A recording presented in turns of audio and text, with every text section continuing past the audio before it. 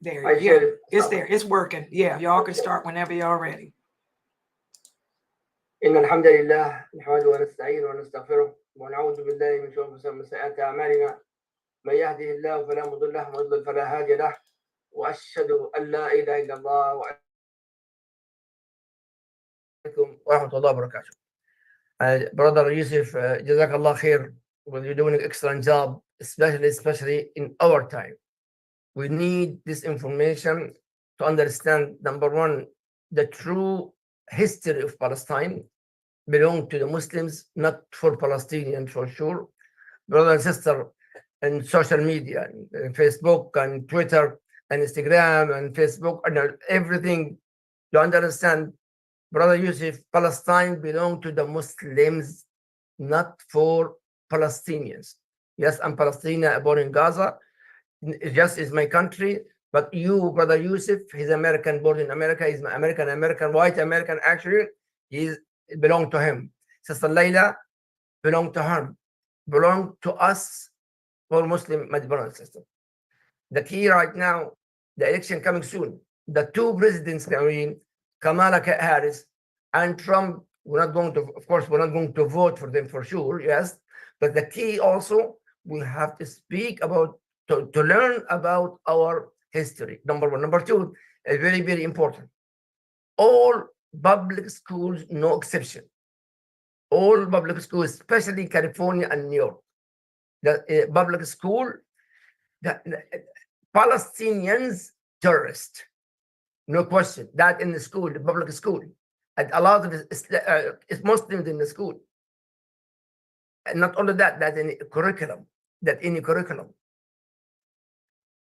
majority in Sunnahfollowers, 99.99, I believe Allah knows best.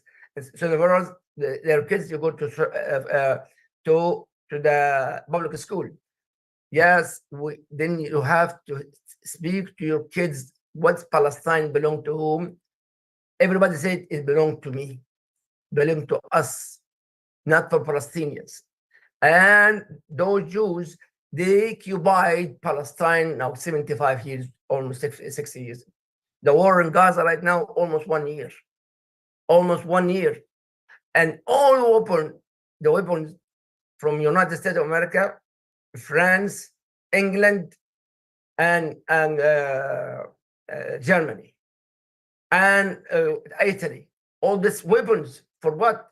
For 36 square yard, very, very small, and 2.5 million people there in Gaza. So far, more than 500,000 got killed. Brother and sister, think right. Palestine belong to the Muslims, and listen to Brother Yusuf, and whatever Brother Yusuf said, we'll have to share. May Allah Azza wa Jal gather all of us to pray in Masjid Al-Aqsa together, inshallah. Brother Yusuf, please. Yeah, assalamu alaikum wa rahmatullahi wa barakatuh to everybody watching, everybody around the world. We're privileged to be here. Part 6. Really need to think about this. We've been over pretty much at this point now over 6 hours of history here, covering this, conflict from the beginning and origins of Zionism. As always, I want to ask anyone who has not watched the previous 5 parts to please do that before you. I mean, granted, each lesson can be taken independently, but I will be referencing a lot of the other events that we've covered, just showing the trends and the patterns as we escalate into this crisis. So it really does help to gain the full total perspective by watching the previous ones before you watch this, but you still will gain some benefit. Inshallah is what we're going to cover tonight. A little bit of change of pace. We left off in 1948-49 war. We showed the territorial gains that were made. It was absolute, landslide victory, you can say, for the Zionist agenda. They would, at this point, take 78% of the original mandated Palestinian land, more than I think even they could have hoped for, so quickly.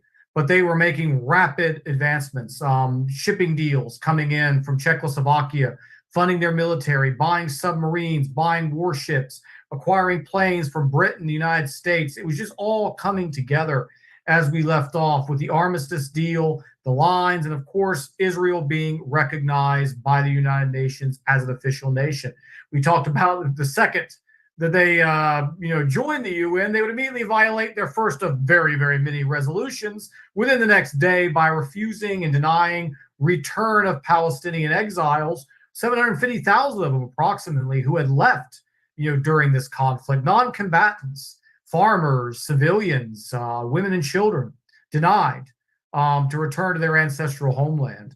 And we've made here, I've tried to keep Islam out of this discussion, as most of you have probably noticed throughout. The Sheikh obviously brought it there and there. But what I want my attention to be is that I want the secular audiences to see that from the secular argument, we win as well, of what's right and what's wrong. And I think we've done a pretty good job of demonstrating international law, who the good guys are and who the bad guys are. I know that's kind of cliche. Everything sometimes is not clear-cut good and bad. It's usually kind of shades of gray, and there's a lot of nuances and variables, but I think we pretty much established in this case, clear-cut, who the liars are, who the manipulators are, who the bad guys are, and who the good guys are from a secular perspective. So tonight we're doing something a little bit different, mentioned before. We are going to turn the tide of this conflict, the direction, and put the spotlight on Egypt for this particular episode, because it's very important as we are going to see what goes on, both through what we cover tonight, as well as what we're going to cover next week when we get to 1967. So I want Sister Layla, when she has a chance, to do what she did last week. And I want her to go to Google and Google Greater Israel and put that up on the map. Greater Israel is their ultimate goal. And I always want everybody to have an image of that map and those territories in their mind throughout this entire series to really see how everything was going according to plan. These people don't mind operating at a snail's pace. They will inch, inch, inch. They don't have to take miles, as we're going to see tonight. Just an inch is enough for them.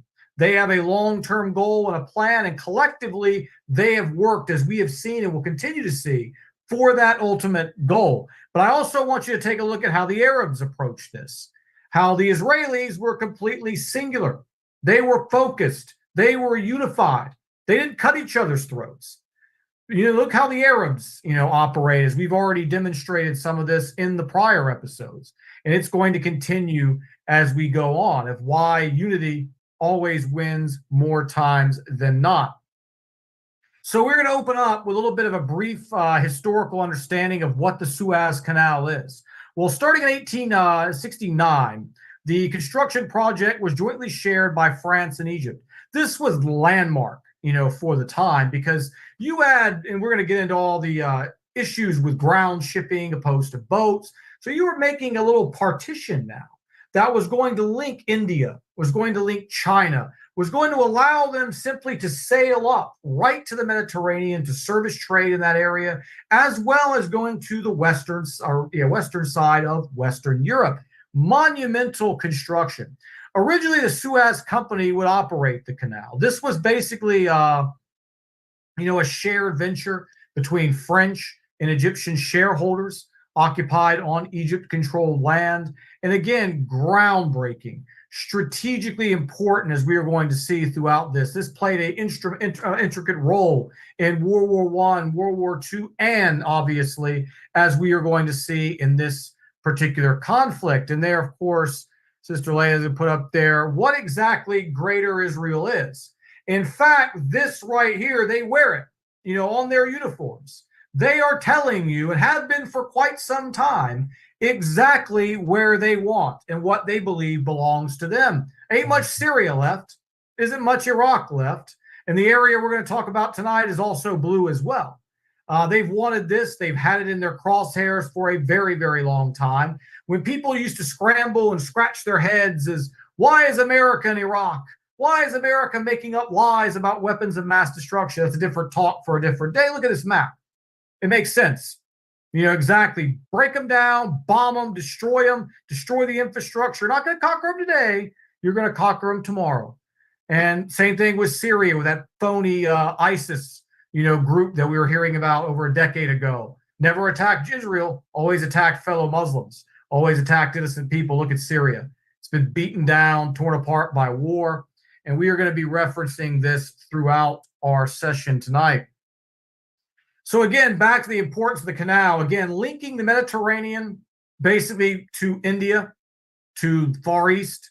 And again, if you think about this from a perspective when it comes to efficiency, if I'm trying to ship massive amounts of cargo from India to Central Europe to Western Europe, the amount of fuel, trains are very limited in the amount of cargo they can carry due to having to push all that.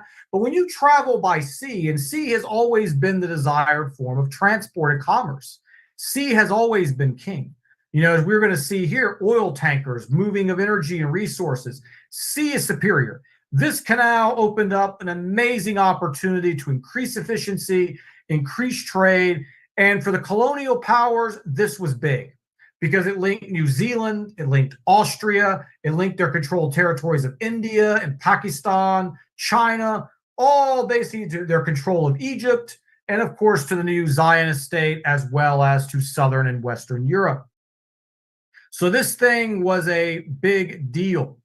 And we get into one of those not so much of a coincidence. Shortly after the construction, no coincidence, Egypt would have a debt crisis and was forced to sell their shares for $4 million to the British government. This is about an equivalent of about 430 million today in today's dollars.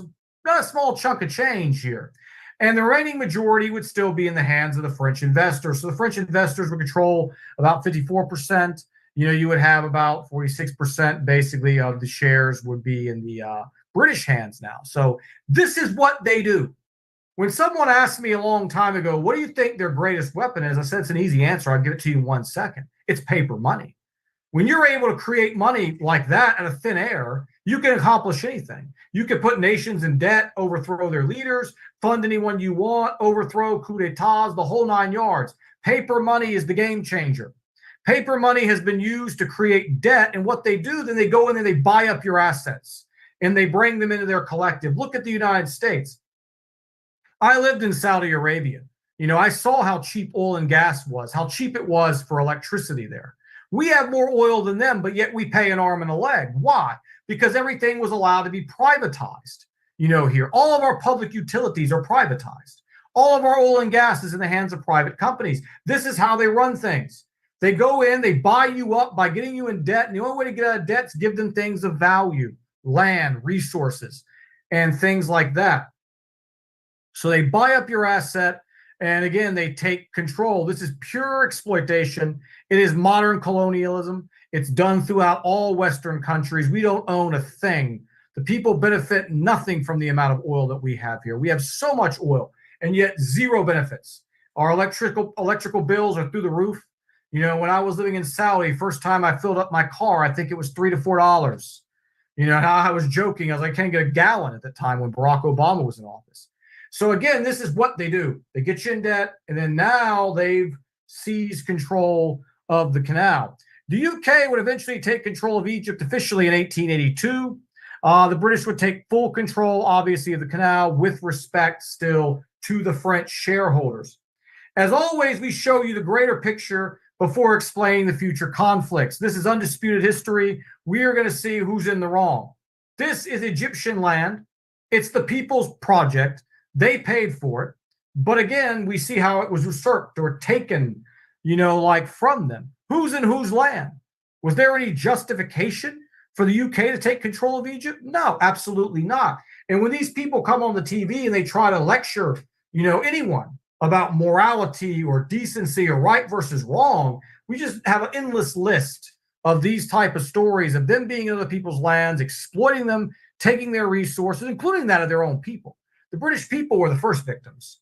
And then they took their dog and pony show on the road and brought it to the Arab world and to many other places. But we never lose track that the white British were the original first victims of this particular British cartel, just like the American people have been the first victims of this cartel here. So in 1888, we have what we call the Convention of Constantinople. This would declare that the canal, due to its importance, the emergence of oil, how important it was to get oil around the world. So this was going to be a big deal. It had to be neutral. A neutral zone the international community could benefit from, and it would be maintained and governed by you-know-who, the empire ruling power of the time, Great Britain. The Ottoman Empire would even permit free movement and trade through the canal in accordance with the international agreements. The Ottomans still had not fallen yet. We talked about that in part 1, how one of the major goals of World War I was to reduce Ottoman influence, to get rid of it, turn the Arabs against their Muslim brothers, despite differences, and side, of course, the ultimate goals of the Zionists. So again, we see, and we've seen this throughout the series, and you're going to see it tonight. Agreements mean absolutely nothing to these people. Honor code, whatever you want, being a man of your word, zero meaning to these people. They don't mind telling you one thing on Monday and doing the complete opposite on Friday. And as we are going to see, and already now have, first incident of that happening tonight.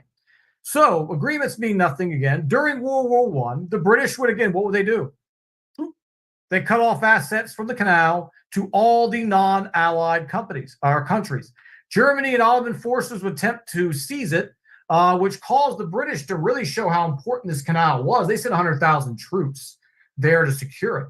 So they're out here saying, don't worry, when we get it, it's going to stay neutral. It's going to stay open. First chance they get, bang, close. You can't use it.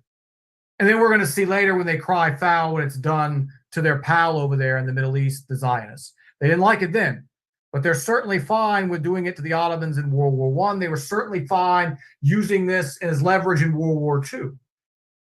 And they signed treaties, break them, doesn't matter. We said Israel joins the UN, they break the first resolution in a matter of days.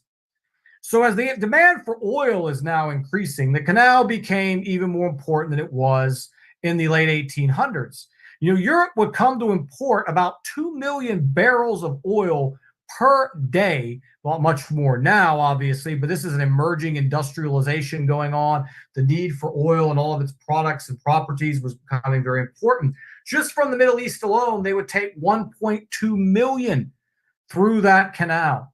So it had to be in Western hands. We're going to show later the consequences of what happened briefly when it wasn't. This would have crippled them.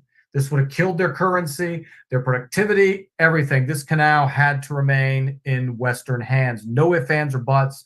No amount of death mattered. It was imperative number one. So you had in 1952 the Egyptian takeover, revolution, overthrowing basically Western puppet, who was there at the time. Also, you had the Cold War. Now was around 1952. The Cold War was starting to get into its infancy. So you see a new directive, new perspective, basically coming around in the region. So you would have several key factors that put increasing need on this canal. The Cold War, as I mentioned, the Arab Cold War, which was a struggle for power between who was going to have the leadership position in the Arab world. You had, different leaders from Jordan. Obviously, we've talked about Saddam Hussein, people from Iraq. Obviously, we're going to talk about today Nasser in Egypt. And then you had Arab nationalists also in there who were wanting basically the colonial powers out.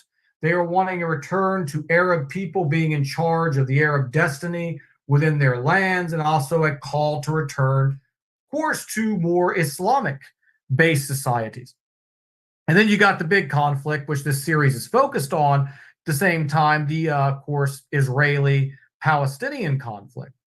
So in 1953, it was agreed for Britain to terminate their rule of Sudan in 1957 in return for Cairo to agree to what they call suzerainty. Suzerainty basically means that you're a puppet state, but not all the way a puppet state. You have some rights, but ultimately your destiny is still controlled by others. They wanted that to stay in British hands, half independence, but not total sovereign control, if you will. The British would also have 12 months in this deal to evacuate all troops with a right of return under a period of 7 years. The Suez Company would officially be given to Egypt in 1968. As Nasser came to power, direction was changing. Britain was being, they felt being forced out. And this was a problem for them. They gave some concessions, of course, terminating their rule, but not complete sovereignty would be given over to the Egyptian people. Again, kind of stealth colonialism, if you will. So Gamal Nasser became the president of Egypt and was particularly concerned with the Hashemite kingdoms of Iraq and Jordan, as we've looked at already before in this series, and their allegiance to the British. At this point in time, the very Jordanian military would still be led by British commanders. We saw what Hussein had done with changing Arab plans in the beginning of the war in 1948, which was detrimental to the Arab chances they had of hitting Israel while the iron was hot. We've already seen questionable things from this family, still to this day, obviously, by the way. And Nasser was obviously concerned, with this and felt there was some big issues that's going to have to be dealt with internally, as well as the colonial power. The soul of the Arabs, was at stake in the eyes of Nasser. Assassination attempts made on him with the presence of the British still in the region was very unsettling. So you've got people trying to kill him. You've got basically the British are still heavily present. And then you have this, obviously elephant in the room of this newly formed state of Israel, which has 78% at this time of the mandated Palestinian territories. You're seeing, again, Arab puppet regimes are starting to pop up. All this stuff is the groundwork for what we see now. It's just in its infancy in this point. Someone is trying to at least stop it. Was his motivations pure intently? I don't know. I'm not in his heart. We're just reporting historical facts of what he did. And what he truly, his agenda was, we'll never know. But some of his actions, as we're seeing, obviously, were very, at least on the surface level, very beneficial. He wanted full Egyptian independence, and the future of the region was at stake. In this, Egypt was the most populous of all the Arab countries. It had the biggest military, the biggest force. We're going to get to the ineptness of the military in a little bit, but it was still a slight power in comparison to the newly emerging Saudi Arabia, who had just formed a few decades prior, which was not obviously to where it is now. Other Gulf states were literally fractions of what they would later become. So Egypt was still at this time kind of the superpower, if you will, of the Arab world.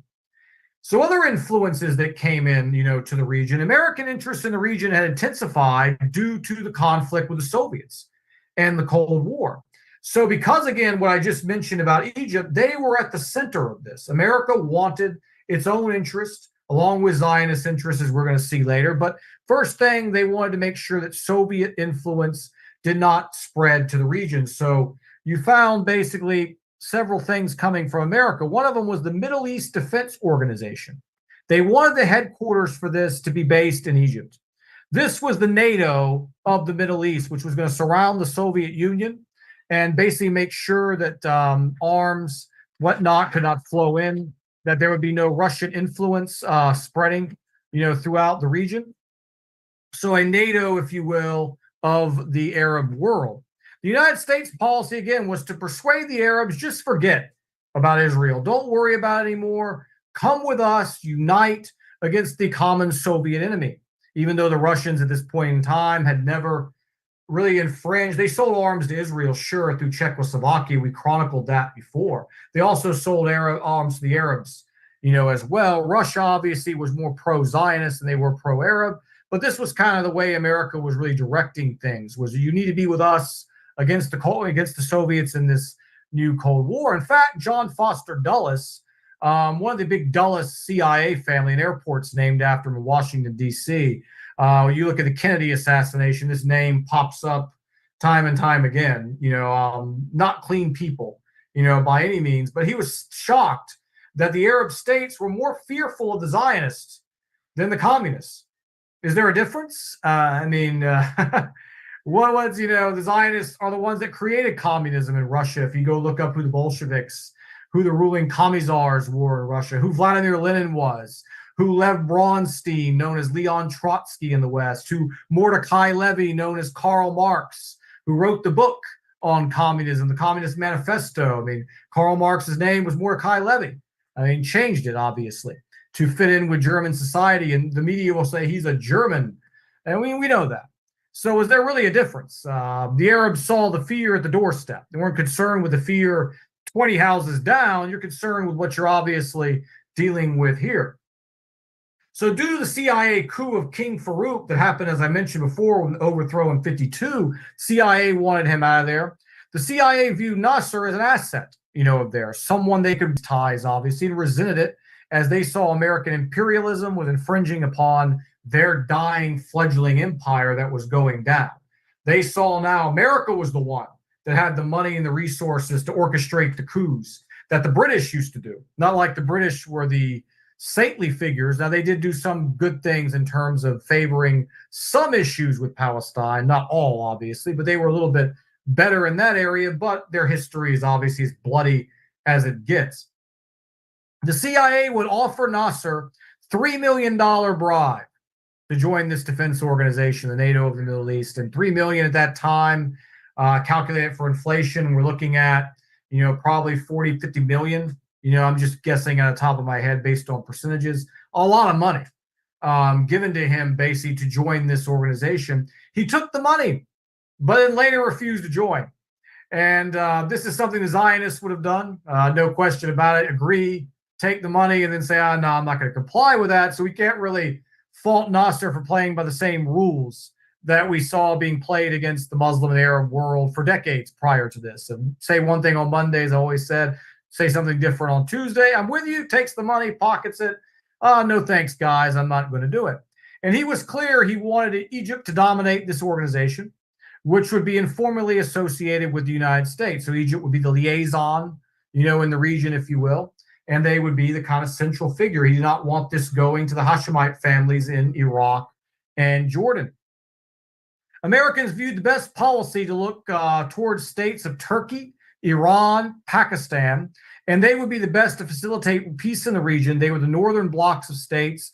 They had very strategical locations that America could get air bases in. America still at the time, obviously later on, would get bases in Turkey, and they would start their reconnaissance and spy missions on the Soviets.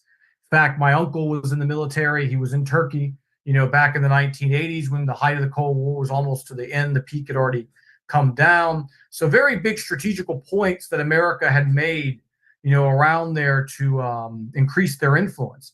In early 55, the Baghdad Pact would be signed with Pakistan, Iran, Turkey, UK, and Iraq, while the conclusion was almost at the same time. So you have this going on over here, this new Cold War alliance. Don't worry about Israel over here, that it's fine, nothing's going to happen anymore. Just join together. Simultaneously, while this is going on, Israel launched operations against the Gaza Strip on February 28, 1955. A familiar figure to people who know the state of Israel, a man by the name of Ariel Sharon. That's the first of many times he's going to be mentioned over the coming weeks. If you look up devil in the dictionary, you might see a picture that looks like this guy. And if anyone has seen him, Allah really put the mark on this man. You could see the evil, a mile away. And some of the atrocities that he was involved in, we are going to chronicle, later, also later Prime Minister of Israel. So he would lead an attack on Egyptian forces and basically in the Gaza Strip. So Egypt's like, okay, on one hand, you're trying to say, don't worry about Israel, get together, let's be his Middle East NATO equivalent.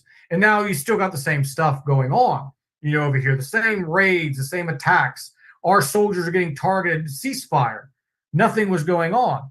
And of course, the excuse, conveniently, there's terrorists in there, as we've often come to know, as cliche as night and day. So again, he would see this as Nasser would see this as another attempt to minimize his power, shifting Arab influence to Iraq, this agreement that had been made, also the fearfulness of further Israeli attacks. Nasser wanted a relationship with America in order to purchase significant weapons. Obviously, he knew what he was doing, at least on this level. He knew how much arms the Zionists were getting from Czechoslovakia. Obviously, Britain wasn't going to supply much. America was a big arms supplier, starting to emerge as a big one and become later the most dominant in the world in that area. So due to the pressure, Eisenhower would not accommodate this. It was very difficult to get the Zionist-controlled media in America to convince the public and lobbying, of course, of the Congress and the senators to actually agree to give arms to a nation that was openly anti-Zionist. Nasser was known for anti-Zionist speeches. Rhetoric was coming in and out from his government. There were radio shows. It was all over the regime. And the Zionists obviously were not going to be comfortable with this. So they used their influence in America through the media to basically bribing and lobbying politicians to not give this approval. So there will also, while this is going on, we have another issue, which is a declaration between France, UK, and the US that they would not shift the balance of power. Uneven weapon sales would not be allowed. This was a trilateral agreement among three parties. They reviewed, okay, if we're going to arm Israel, you have to arm the Palestinians or Egyptians with the same quantities. We are going to stay impartial in this. We're not going to be, going there.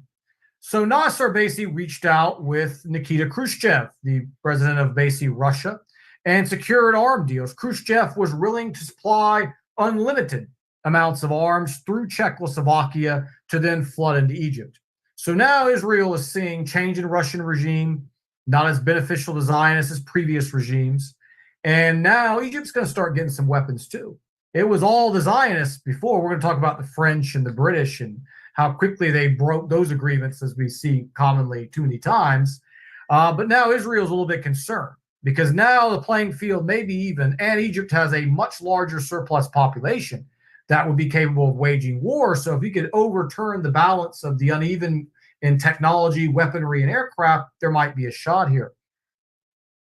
So in this part now, we're going to look at the escalation of the ultimate war that would break out here in the next year. So prior to the attack in 1955, Nasser had tried to reach peace efforts with Israel, help preventing cross-border attacks by Palestinian rebels, in turn again for peace. He would do the best he could to prevent any retaliation from the Fedayeen and Palestinian groups. In turn, Israel would also oblige on him. So after the attack by Sharon's forces, this became, okay, what's going on here? Let's sit down and try to work things out. So he would allow, basically, and facilitate the creation of the Fedayeen bases in Gaza, Jordan, and Lebanon. So he tried to reach out to the table. We talked about previously, Sharon, impromptu, no reason, no justification, attacked, injured Egyptian forces. Nasser was like, okay, what am I going to do now with these people? No agreement means anything. So he started allowing and facilitating this growth in Gaza and surrounding territories. So now we would see the coming of a French-Israel alliance that would strengthen following the Algerian War. French officials would tell Shimon Peres, who later became an Israel prime minister as well, they were prepared to sell Israel any weapons that it needed to buy. They would totally disregard the prior declaration, as I just mentioned a few seconds ago. So here you go. They signed agreement 2 weeks later, 3 months later, doesn't matter. We're going to give you everything you need. Once they saw the Russians were giving, Egypt these deals, it became very important that you had to stop this. So Israelis informed the French that they intended to declare war in Egypt due to fears of Soviet weapons would turn the tide. Israel obviously wanted the canal. They obviously needed an excuse. They didn't want to wait. They felt they had to hit Egypt as soon as possible in order to properly take over this territory. Nasser would make further enemies by using influence to form an Arabization of the Jordan Army Command. The commander, John Bagot Glub, who was known as Glub Pasha by the Arabs, who's a British commander, headed basically the Royal Jordanian Army, he would be sacked, and fired under pressure, riots breaking out, in Jordan. You had riots coming basically against the Baghdad Pact throughout the Hashemite kingdom of Jordan and Iraq. Hussein felt basically that my throne is his exact words, is under siege. Egypt is using their power, buying influence. We're seeing commanders being thrown out, British influence being removed. My own people are sympathizing with them, not with my crown and my throne. He's seeing the pressure, mounting on him, and all these people care about at the end of the day is their throne and their power. As we still can see, nothing matters to them more than this.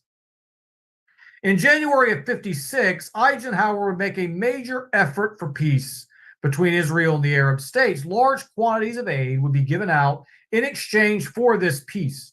Nasser insisted Palestine is his first thing he said, not about paying me, not about anything else. He insisted that Palestinians be given the right of return, or, and this is a key for the Arab leaders now, or settlement in surrounding Arab states. So if the Palestinians had already made a home there, they could be there. They would be given rights and respected and stay within these Arab states. If they wanted to return, they would be given right to return. Nasser also wanted annexing the southern half of Israel, which was mandated Palestine under the original agreement. Then later white papers would be published giving that area to Egypt. Israel seized it in 48 and 49. He also wanted that, but he refused direct talks because of fear of assassination. And can you blame him? These are the same people that killed UN peacekeepers, assassinated him in broad daylight. They have no issues with doing that again. So he refused also as part of his terms to meet there in person in a direct accord with these guys. I don't blame him. I certainly wouldn't have gone there myself either. So again, though, look what he asked for and where we're at still this day. We are in 2024, and these Palestinians are still not allowed to return. And they still can't get citizenship in these Arab countries. Not Lebanon, not Syria, not Egypt, not Saudi, obviously, or any GCC, countries. None of them allow these people to have a decent life. Palestinian family grows up in Saudi. It's very difficult for them even to send their kids in universities, because those are Saudi-only spots. Where are we going to send them? I don't have a home. I'm going to send them to college in Gaza? It's not going to happen. Obviously can't go there. So, again, we're still facing this to this day. And this man was trying to correct it during that time. He was also reluctant to side with the West in the Cold War, as he should have been. This is not our fight. This is a fight between one totalitarian dictatorship, communism on the other, and then you've got total totalitarian, phony capitalism on the other. Neither one benefits the people. The end result, slavery on both sides. So again, what's the benefit for Muslims to take part in such conflict? Zero. Both lead to the same place. The capitalism just leads to an illusion that you're free. Where the communism, you see it. You see the bars. With capitalism, the bars are invisible. You have to try to cross them to feel the obstructions. In July of 26, Nasser was nationalized. Now, this was the final shot. He made a lot of demands. Zionists and British and French didn't like it. Now he nationalized the Suez Canal. All assets of the Suez Canal would be frozen. Stakeholders, and this again, say what you will about Nasser. I said I have basically what I'm outlining today, overall favorable view. Stakeholders would be paid for their shares according to the closing price in the French stock exchange on that day. So even when he nationalized this, he still had enough respect of decency to give the investors their money as it was valued at the closing of the day he nationalized it. We're going to see later when the Zionists pull out of an area what they do. We've seen already before how the Zionists treat property of other people, houses they built, roads they built. We see the respect that they showed. But we see here again the noble, honorable thing. This is Egyptian land. It should belong to the Egyptian people, the Egyptian government. And we're going to give you what you invested. You're going to get the value of your investment. I'm nationalizing it. So completely fair and reasonable. It is their country, their resources. But he would also do something that could not stand. He would close the canal to Israel and all Israeli shipping, as well as the Straits of Tiran, and he would blockade the Gulf of Aqaba. So not only he closed the canal, but he closed the entire entry point into that area. This was a declaration of war. This was not going to be allowed to stand. Obviously, this would have broken them. Obviously, it would have broken the Western influence, splitting up the Commonwealth territories we're going to look at here in a minute. So the Prime Minister, Anthony Edwin, immediately was hosting a dinner with King Faisal II of Iraq and his Prime Minister, Nuri Assad. And they urged the UK to hit Nasser hard. Here, this is again the loyalty, isn't it? You've got a king and his prime minister, supposedly Muslim, of an Arab country, encouraging basically the British, the colonizing nation, the kuffar, the non-believers, to hit them hard. And let's just remove Islam from this. Let's remove religion, from this. From a moral standpoint, Article 22 says mandated Palestine belongs to the Arab people. Again, I have to mention that almost every episode. It was a Class A mandate. So you leave religion out, they're wrong there too. But these two men encouraging basically him to do it. What did Egypt do wrong? They took their territory, would belong to them. The Zionists had been attacking their men. The Zionists had shot British planes down. They attacked diplomats. They were illegally occupying territory that was against the UN League, or sorry, against the League of Nations. So what did they do wrong? Can't really make a case for it of anything that they did wrong here. And now we're going to see the first time, maybe wrong, this is the first time I've seen it. We're basically about 9 years removed from World War II. The first comparison to Hitler. This is the Zionist favorite tactic. Everybody's been Hitler. I've seen so many Hitlers in my lifetime. Saddam Hussein was Hitler. They were teaching me that when I was 10 years old in schools. Gaddafi was Hitler. They've called anyone who ever dares to stand up against them Hitler. Well, the first person, to my knowledge, I may be wrong, but the first person is Nasser of Egypt. They called him Hitler. And they said he's trying to take over the world. We've heard that again. Famously, Saddam, Kim of Korea. We hear it from Gaddafi, Noriega in Panama. I mean, it just Castro in Cuba. It just goes on and on and on, And they've used it so much, it has no meaning now, anymore. But he, to my knowledge, was the first. So Britain is realizing now the urgency of being denied access of oil. This is a big deal. This is going to destroy them. Yvonne Kirkpatrick, who's the undersecretary of the Foreign Office, would state that lack of access to oil would cause gold reserves to disappear, and the British would not be able to properly fund their military, any of their territories. I mean, it would have been a domino effect, which would have wreaked havoc across the British economy. But the British, on one hand, also feared angering the United States because the United States had a stake in this Cold War unity that they were trying to get against the Soviets. So they concluded with a secret agreement between France and Israel that they were going to regain control of the canal against the knowledge of the Americans. They had to do something because they saw the clock ticking. The shipments were not going to be able to get there. They were not going to be able to trade with India. They were not going to be able to get Arab oil, anymore. And I mentioned last week, imagine if our leaders today had the guts of Nasser. If they had half the guts of Nasser, this Palestinian nonsense that's going on right now could have been stopped in a day, in half a day, in an hour, if just action would have been taken. We control the Muslim world so many resources that we've allowed to just go to others and been used and weaponized, against us because of these greedy leaders. The French Prime Minister Guy Mollet would state that Nasser will not get his way. On July 29, 1956, the French cabinet decided officially, we're going to war. There must be military action. So the Commonwealth nations, particularly Australia and New Zealand, they had a big stake in this because they relied on the canal for their trade, with Western Europe, both ways. So you found aid was lended by New Zealand and Australia to this conflict. They had a stake in the game. Eisenhower from the United States side would openly oppose the use of force and convened international nations to build support for the canal to be deemed international and remain open. Granted, different president, but they didn't do this in World War I or World War II when the canal was closed in times of war. They didn't tell everybody to make it international when the British had no problem closing it to the Ottomans and closing it to the Germans. No problem. Then they sent 100,000 troops, as we previously discussed, to reinforce that. But now that it was being weaponized against them, now, no, we got to come together, guys. We got to have a deal, and the usual rhetoric that you come to expect. The British and French used this negotiation as valuable time to build. Both these nations were recovering from losing colonial control from World War II. They needed some time extra to get their stuff going and be ready for this invasion.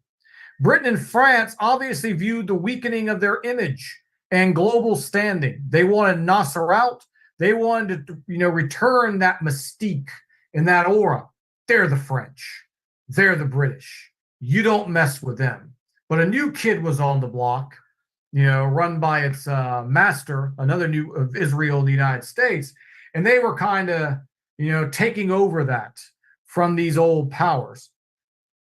So Israel, again, also, as they always have, we've seen, they viewed this too as an opportunity to expand territory and power. They wanted to weaken Egypt to prevent them from growing arms and a military stockpile, because as we saw with Greater Israel, there were things that Israel expects to be theirs, that they want. They don't care how long it takes to get it, but they're going to do it one brick at a time. So the British, French, and Israeli forces will be upgraded during this period of time, equipped and well-trained. Now, the Egyptian forces, and then we're going to stop here to focus on this too, would suffer what Arab nations suffer from to this day. I spent almost 9 years living in the Arab world. One of the biggest problems I saw was what they call wasta. Wasta, basically, anyone who knows Arabic knows that culture is favoritism, nepotism. While the French, Israelis, the Western powers are giving people jobs based on merits, Arabs have a problem in their culture. I got to give my job to my Habibi over here, my friend, my uncle, my cousin. It doesn't matter if he's qualified or not. In fact, when I was working in the Gulf, I used to have a joke I said with my co-workers. I said, the boss would bring an Egyptian in who couldn't talk and couldn't read or write and give him more money than us if he could, if corporate above him would condone that, because that's how he hired. That's how he operated. And what we see here, appointments in the Egyptian army being based completely on the influence you had, not on the merit. One example of this, the field marshal Abdul Hakim Amr was a heavy drinker. And this is a Muslim, supposedly, heavy drinker of alcohol, completely incompetent, but was put in place because he was friends with Nasser. So even that high up, it's still a disease that affects this culture, is separating basically, merit from friendship. I told a person once, when it comes to work, I have a job to do. I'd fire my own mother if she wasn't performing. This is some Western mentality that, we have, and this is to the detriment. When you put people in positions of power and authority who have no business commanding troops, and we're going to see, as we've always seen, when Egypt fights Israel or the West, they got completely destroyed during this period of time due to the incompetency, lack of training, lack of tactics, not being updated to modern military tactics, and always being behind. So again, the crisis is going, and I'm going to quote a Zionist here from the United States named Rahm Emanuel. Rahm Emanuel worked in the Obama administration. He famously said, never let a good opportunity go to waste. So Israel, of course, would not, miss out on this opportunity to do what? Its favorite thing in the world, massacre Palestinian civilians. So even though they have nothing to do with this, Israel's like, okay, we have an excuse now. We're going to go kill some more civilians, take some more villages. So you had what we called the Khan Yunis massacre, which see the IDF, as usual, coming in there, killing 275 Palestinian civilians. This would go on November 3rd, 1956. When asked about this, as usual, there were terrorists in there. We had to go in there and kill all the civilians. Literally, they went door to door, massacring people everywhere they could. 275, Palestinians. And like I said, they never let a good opportunity go to waste. It's times of war. Let's do what we do best, and that's go in and massacre some civilians. And sure enough, they did it again. As the fighting would intensify, obviously the Allied forces would win this victory very decisively. The death toll would be 22 British dead, 96 wounded, 10 French would die, 33 wounded, 172 Israel dead. They did most of the ground fighting on the eastern theater of this, 817 wounded, and between 1,000 to 3,000 Egyptians were dead. Some say it's 3,000, some say 1. Depends on the sources that you look at. So I just go with estimates, usually in the middle of that. We could probably safely say around 2,000, with over 4,000 wounded. Highly successful military operation, but disastrous at the time internationally. The Allies got what they wanted. They went in, they took control. They got the canal back opened again. But this did bring a lot of international condemnation. We would see protests in rather calm areas erupting all over the Muslim world. Pakistan would have 300,000 people attend, condemning the British, setting the tone for future developments in that country. King Saud of Saudi Arabia now would launch an oil embargo on Britain and France, where we're missing that today. Obviously, he stepped up. Overall, this was very tough to defend because, as I highlighted previously, was Egypt in the wrong here? This was their land. They paid the shareholders fairly. Israel had obviously attacked their, people without provocation. They were retaliating, and they wanted British presence removed from their country. They have that right. No one has a, right to rule over another people. So an emergency session, as the fighting would intensify, emergency session was called on November the 1st in the UN General Assembly. The session would follow the U.S. proposal of Resolution 997, which called for an immediate ceasefire, withdrawal of the forces behind the armistice lines of 1945, arms embargoes on both sides to stop the fighting, and the reopening of the canal. Ben Gurion would address the Knesset on November the 7th. So you're having basically his address 6 days later after this, and declare a great victory for the cause of Zionism and the Jewish state, saying the 1949 armistice lines no longer valid, and all agreements with Egypt were dead and buried. Remember, they have that legislation I talked about in a prior video where we showed how they already said territory that belongs to them ain't going anywhere. They're not giving it back. It belongs to them. He's saying, I'm not respecting the armistice lines. This is ours. He made intentions to annex the Sinai Peninsula, which we saw, and Sister Layla put that graph up earlier. This was their intent all along. But after U.S. pressure and 4 months of struggle, for one time, you'd see Israel actually back down on something. Resolution 1002 would again call for withdrawal behind the armistice lines. Ben Gurion would inform Eisenhower that he would agree to withdraw. Eisenhower, was he some hero of the Arab world? Was he a hero of the Muslims? Absolutely not. As we're going to see here later, Eisenhower is a little bit more calm. The Zionists, sometimes their blood gets up and they just want to massacre and kill at will. We've seen that time and time again. Eisenhower, no. This is bad. Wait. It'll come. And it's more of a patient approach that you can see here. A lot of rioting, a lot of loss of societal control, possibly in Jordan, possibly in Iraq. We already saw 300,000 in Pakistan. British people were against, they had enough of war. The British public was tired, exhausted, poor. They were tired of this. They'd gone through World War I, World War II.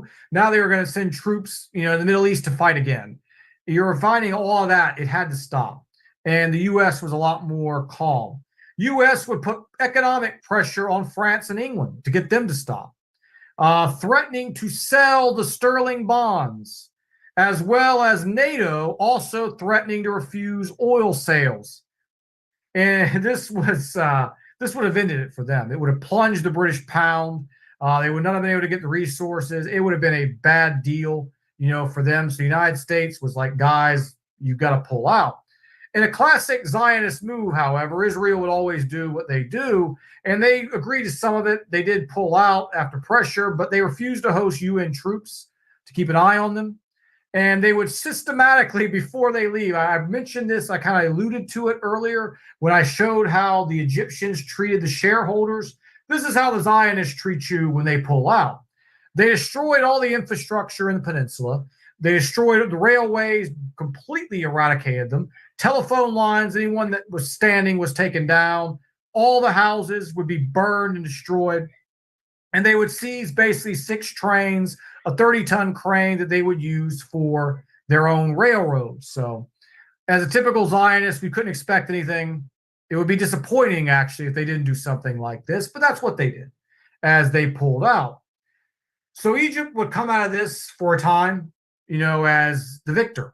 Nasser would emerge as a hero in the Arab world, despite the mediocre combat performance, lack of management, coordination, and fighting skills of the army. He still was someone who had the guts to stand up to the colonial powers of the day and fight back.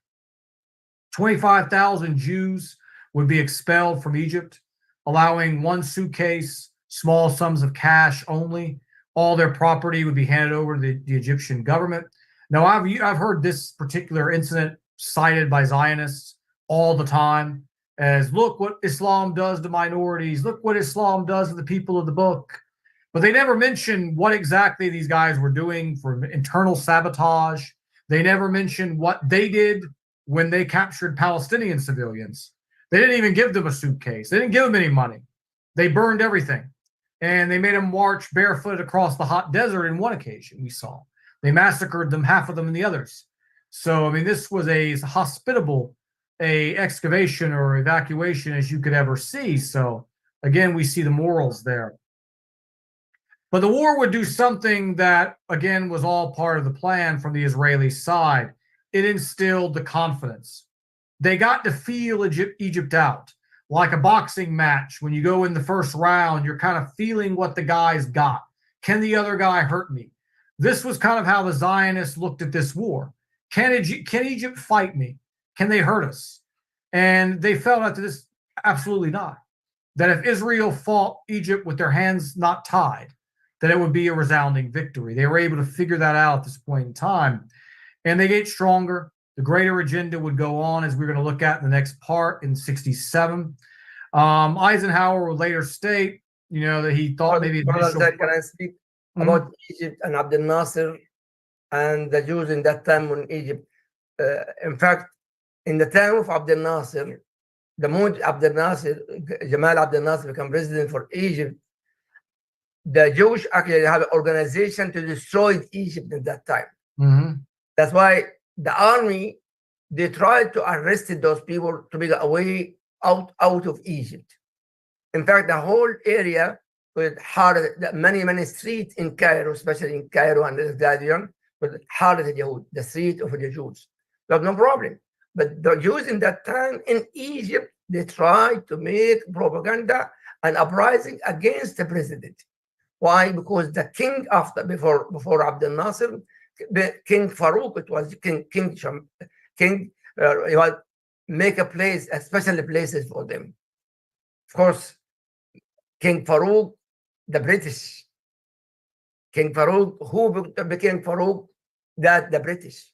That's why they have a place in Egypt for the Jews in that time, and they consider themselves they are from Musa and Harun. Was considered that. So that's why that when Abdel Nasser come, they tried to get him out of Egypt. That's why England they occupied Palestine and Egypt in that time. England, and that's why England gave to the Jews in the 1948. They started from 48 to give the Jews Palestine for them. And exactly 75 years, 76 almost years right now. Sorry, Brother Yusuf, for interruption. Oh, no worries. Absolutely. And I kind of alluded to that. You went a little bit more detail on it. Again, when you talk about self-sabotage, the Zionists always tell you the first line of the story, and they leave out the next 10 paragraphs as to why. They give you the first bit, they give you the end. They were Jews, they were expelled, and then they leave all those documents and evidences out, to portray themselves again as this perpetual victim. When you investigate, you find out, you see exactly what Sheikh was saying, what they were doing there. And again, this was another sign that this conflict of things to come, the greater aspirations of Israel. They felt their enemy out. They felt, okay, we know we got this. It's just a matter of time. And as we're going to move on to the next part next week, we are going to look at 1967. And we are going to look at the Israeli Zionist further advancement of the agenda, another war. We'll go into detail and pick that one apart as well. We'll be introduced to some new figures, obviously in this story that are going to emerge. And yes, we will stop here. Jazakallah khair, Brother Yusuf. May Allah gather all of us with Rasulullah sallallahu alaihi wasallam in Jannah. And all of us, may Allah make us go pray in Masjid al-Aqsa together, Ya Rab. Ameen, ameen, Ya Rab. Jazakumullah khair. Any question, brother and sister, for Brother Yusuf? Not for me. Brother Yusuf.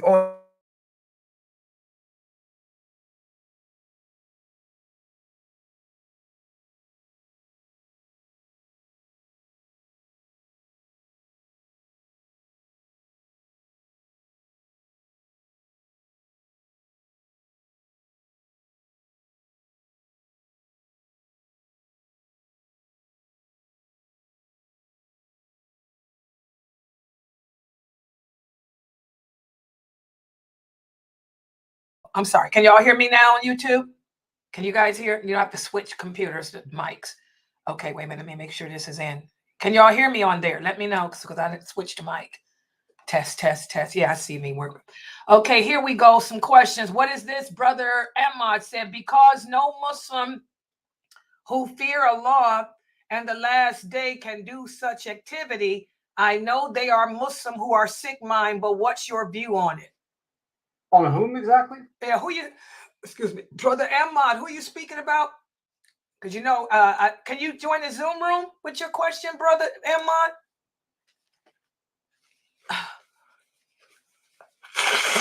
Oh, excuse me. I don't want who you, because no Muslim who fear Allah in the last day can do such activity. What activity? Is he referring to the leaders that we talked about? I don't know. Brother Ahmad, can you come in the Zoom?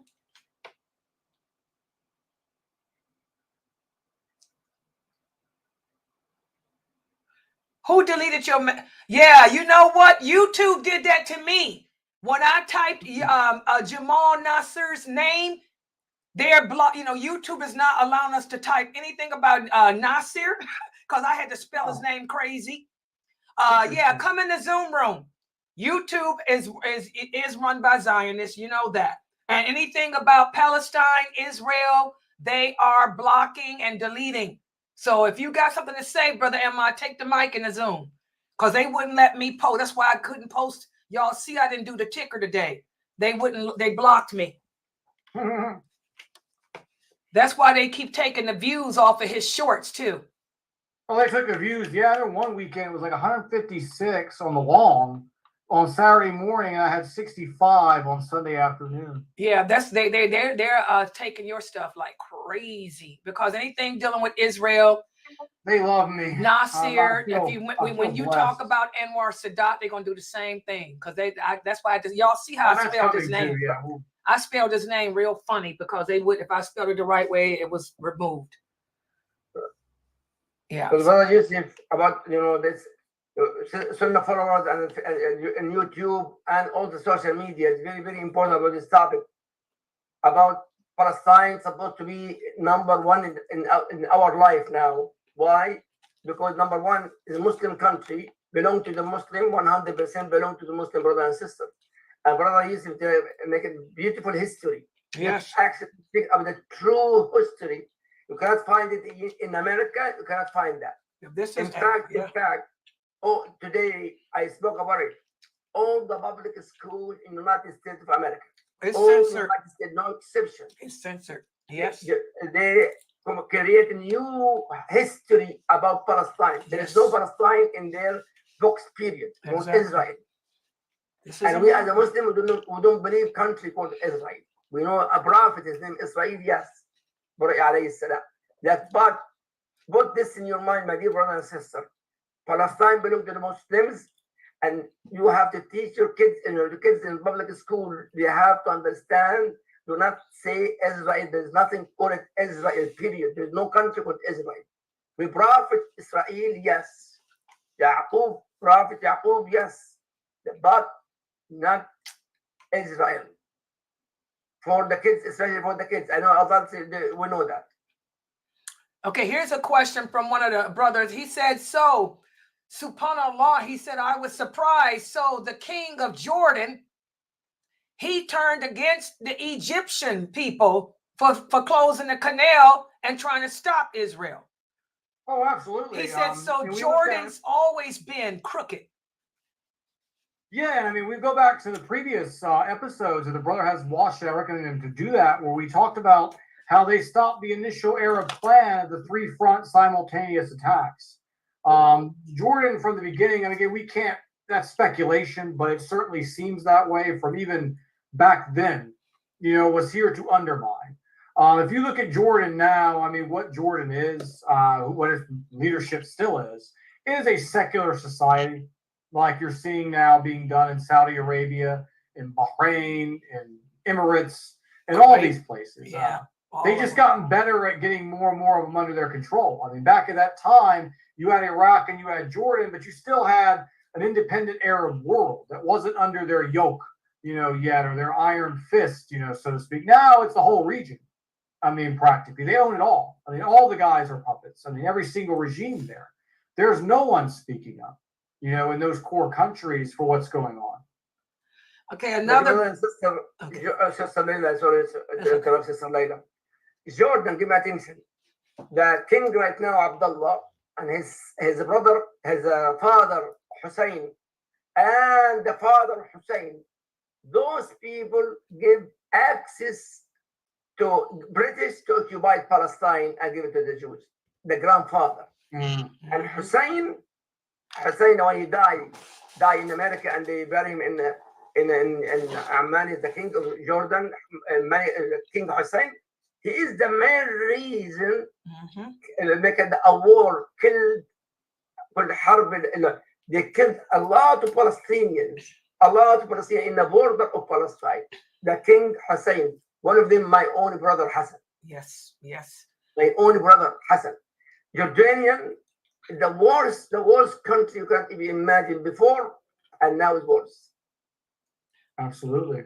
And we went the king of Jordan right now. His wife, British. Mm-hmm. His wife, a British Christian, his wife. Mm-hmm. That's why the British occupied Jordan and gave it to the Jews, easy and simple. Yeah, we saw in part one for the brother's question also. Part one, I went through how you had two simultaneous agreements that were going on. You had the Sykes-Picot agreement among the European powers of how to divide the Ottoman territories. And then you had this other agreements going over here where you had basically this family, Hussein, working with the British to revolt the Arabs against the Turks to make the job easier. So, I mean, you have this total support that this family is lended in exchange for power. They're kings, you know. They were overthrown, the brother in Iraq, but the Jordan still remains under the occupation. Yes, Brother Ahmad is here. Go ahead with your question, Ahmad.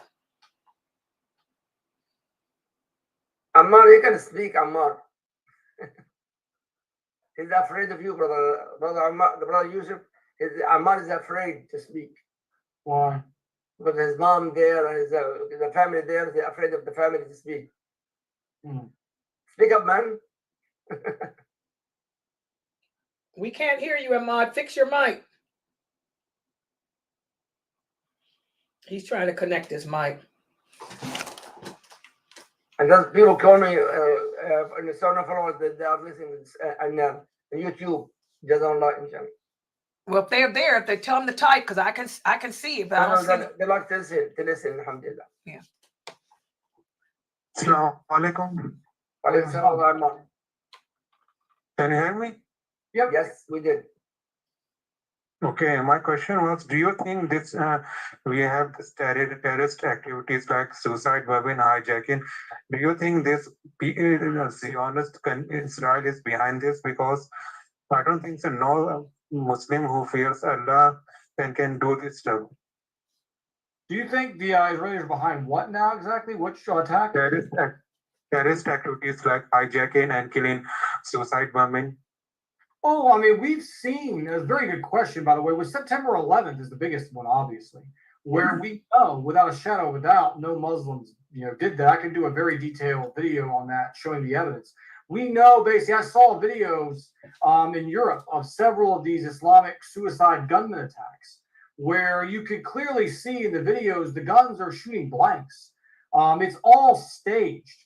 The areas will be quarantined off. They've got fake victims. The CIA has been doing this since the 1960s, where they create fake victims. They have crisis actors go on the TV and talk about how much they miss their brother. They love this or that. They get the camera on it. Oh my God, look what the Muslims did. So a lot of these attacks, including the suspicious hang glider incidents on October the 7th, if you go back and you look at The Economist magazine, I believe it is from 2012, it's called The Path to Hell. It is a cartoon on the cover of a magazine in 2012. In the top center, you got Netanyahu on a hang glider fighting a guy with a Hamas shirt on a hang glider. 11 years before, they call their shots. It's like they're telling you what they're going to do. The motto of the Mossad is, by deception we shall make war. Every time you see one of these imams in Europe who's popping off at the mouth, saying the most crazy stuff. Look up who he is. You find out later he was MI6. Yep. He was Mossad. He was doing something to that effect. We have him in America. Now it's the social media, which I'm going to eviscerate those guys in the coming weeks when we get done with this. I want to turn the attention to these social media phonies that our youth are following. All of them are agents. Exactly. I said exactly. Tell it. Exactly. All these attacks. I mean, I suspect if any of them Yep. have anything to do with us. You know, one way they blame us is through that. The other is they take people who I call Muslim in name only. You know, an example of this, like if a rapper's on TV doing guns and gang signs, he's wearing a Christian cross, no one in the media says, look what Christians do. Mm-hmm. But if you've got a loser Muslim who's living in Europe on welfare and he's selling drugs, not working, they say, oh, look at Muslims. Mm-hmm. They sell drugs. They commit crime. Well, he's not following anything of Islam. Just because he was born with the name Muhammad does not mean that he has taqwa. It does not mean he has piety. You know, but we are expected to accept responsibility for these losers because they happen to be born Muslims. But yet no Christian is expected to accept responsibility for MS-13 gang members in Mexico and Salvador who wear Christian crosses with Christian tattoos. Exactly. Sister Layla, please put the Quran, Surah Al-Ma'idah, Ayah 32, Ayah number 32, Surah Al-Ma'idah, please. Okay, The Fat answer, can my you? answer. You got for that, those Fat people, May? سورة المائدة، الفاتحة، البقرة، النساء، المائدة. Number 4. سورة المائدة. Ayah number 32. Everyone, this is the answer for this, not my brother Ibrahim, not brother Yusuf. Allah speak about this. Sister Layla. Surah Al-Ma'idah 32. Okay. You know, I got all my computers. Brother Imad, listen to the ayah. Open your Quran, Brother Imad. Surah Al-Ma'idah 32.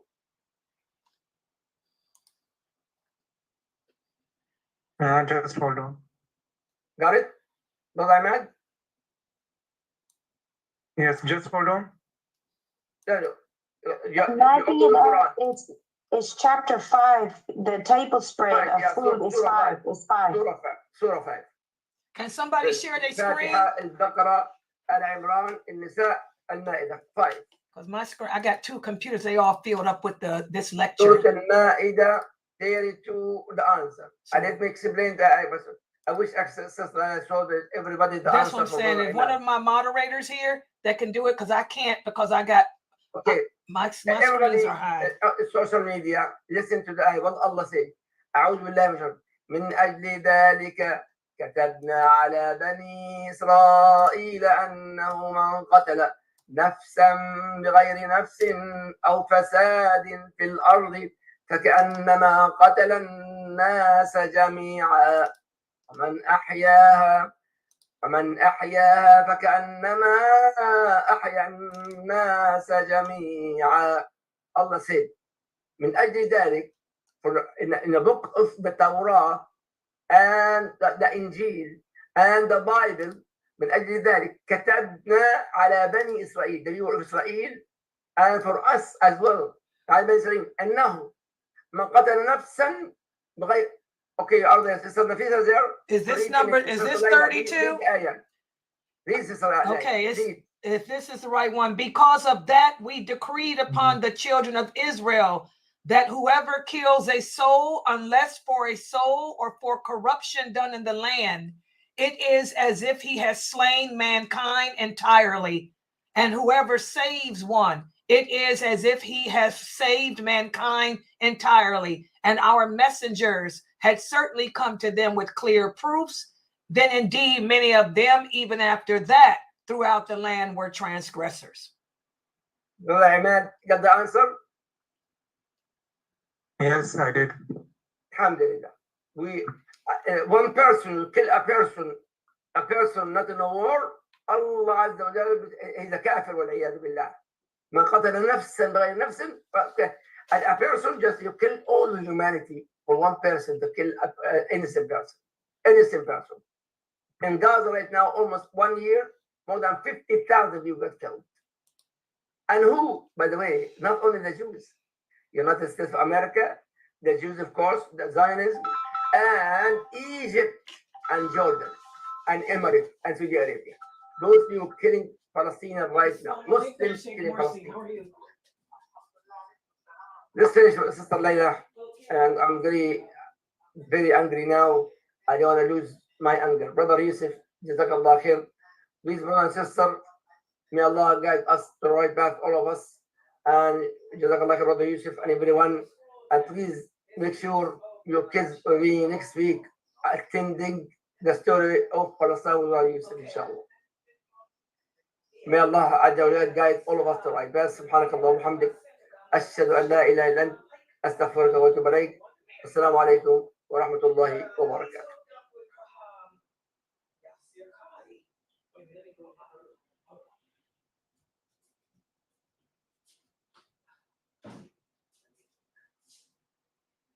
Are we still live, Sister Layla?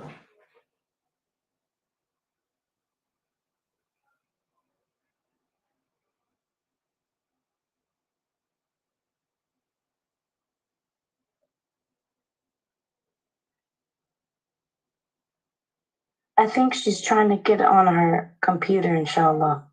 Okay.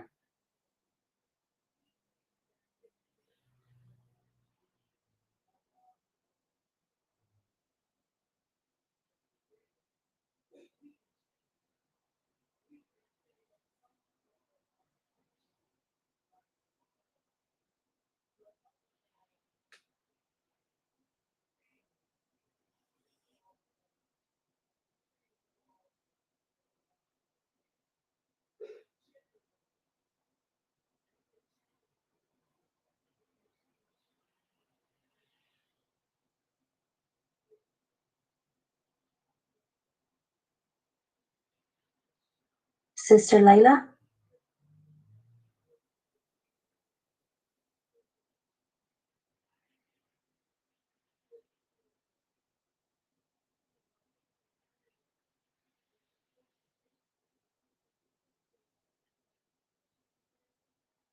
Sister Layla?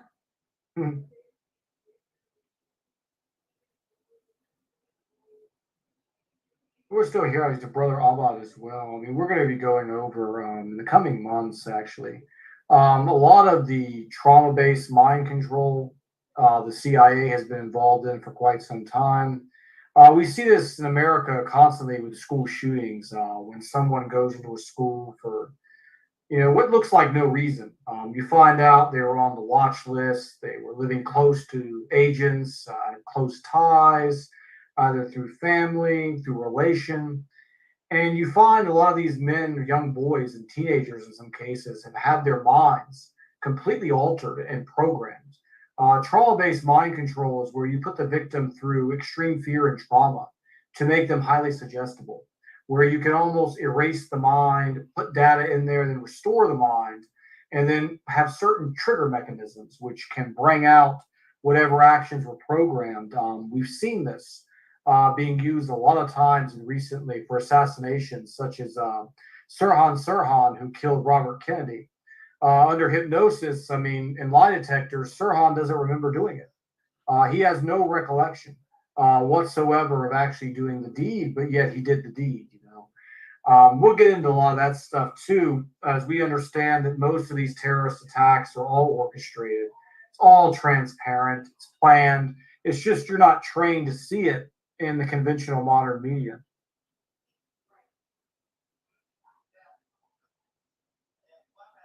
Even do you think that ISIS is behind Zionist, like Israel created ISIS?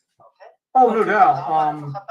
We know that when I was working in my early 20s, I met a military young man. Yeah, I'm listening to you.